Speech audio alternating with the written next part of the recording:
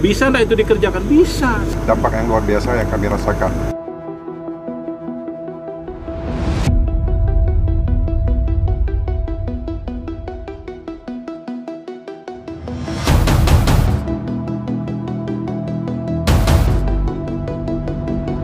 Kemungkinan tahun depan itu sudah pelaksanaannya.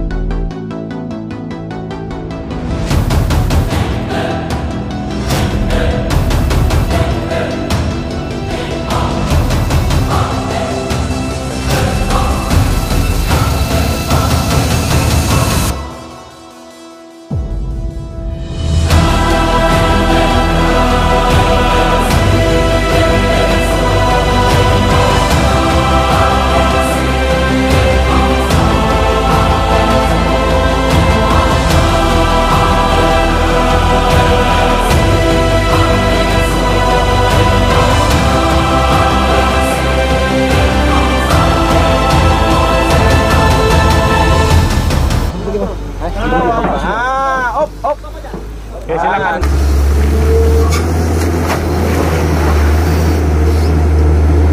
Oke.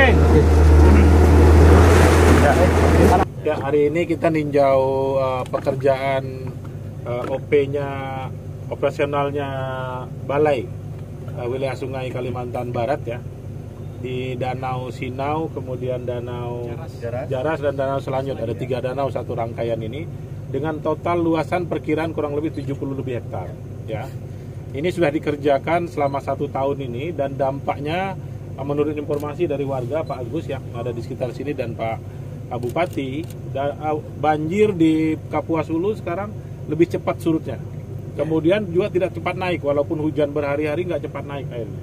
Berarti sudah ada terasa dampak dari normalisasi danau yang ada di sekitar kota Kapuas Hulu ini. Walaupun pekerjaan ini sebetulnya baru 30%, mungkin belum kali ya dari total seluruh danau yang ada di sekitar kota. Nah, kita mendorong, saya sengaja mengajak teman-teman dari Balai untuk kita langsung ke lapangan, coba kita kerjakan ini. Andai kata nanti misalnya 100% sudah dibersihkan semua, harapan kita Kapuas Hulu ibu kota ini kalau bisa bebas dari banjir.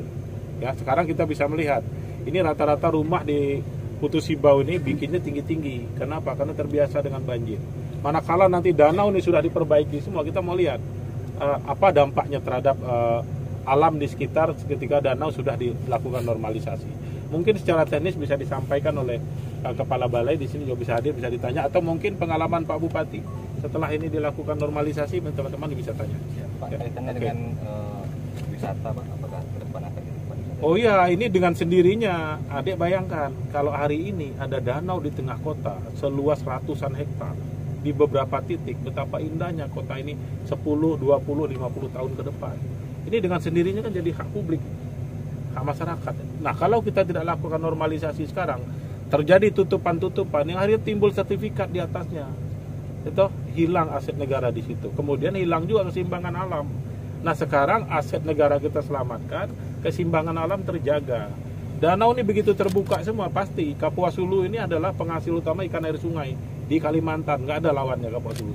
Karena ada Danau Sentarum di sini ya, Taman Nasional 310.000 hektar. Nanti seluruh danau ini kita normalisasi semua, kebayangkan. Bisa nggak itu dikerjakan? Bisa, sangat bisa kalau hari ini kita lakukan. Karena kerusakannya masih bisa ditangani sebetulnya.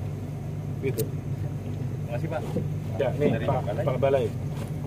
Mungkin secara danau ini Pak, berapa luasnya Pak? Dari keseluruhan Pak. Terima kasih. Secara keseluruhan bahwa danau yang ada di Kalimantan Barat, terutama di Kapuas Hulu, totalnya itu yang bisa kita identifikasi baru 53 danau. Itu seluruh di daerah yang bagian hulu. Ya, ini pelan-pelan sementara kita ada 5 danau yang sementara kita kerja itu udah ada dampaknya, dan tahun depan juga akan terus-terusan dari 53 danau ini dengan dampak yang ada. Harapan kami tidak hanya Kapuas, di bagian hilir itu juga akan dampak, karena danau ini sebagai retarding basin kita. Jadi sementara luapan itu sementara singgah dulu di danau-danau yang ada kita keruk itu yang terjadi, dan alhamdulillah bisa bermanfaat ya dengan Pak Bupati sama Pak Anu.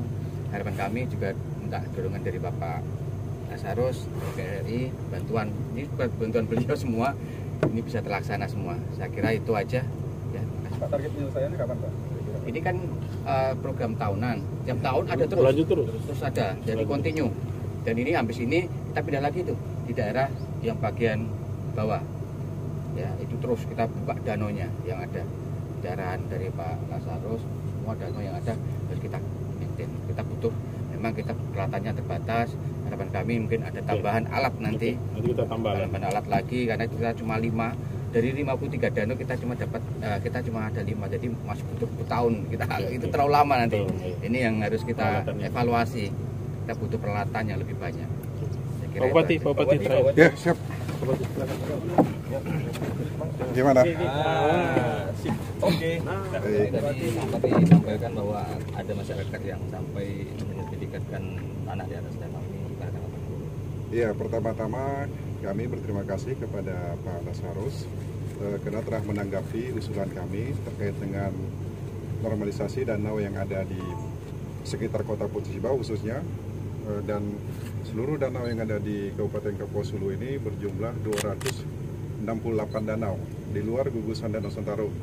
Nah, sementara yang dilakukan normalisasi di sekitar kota Putus Ibau ini ada 5 danau, dan ini sangat terasa sekali dampaknya terhadap masyarakat yang ada di kota Putus Ibau ketika musim hujan. Kalau dulunya begitu hujan 1 atau 2 hari langsung terjadi luapan air di kota Putus Ibau.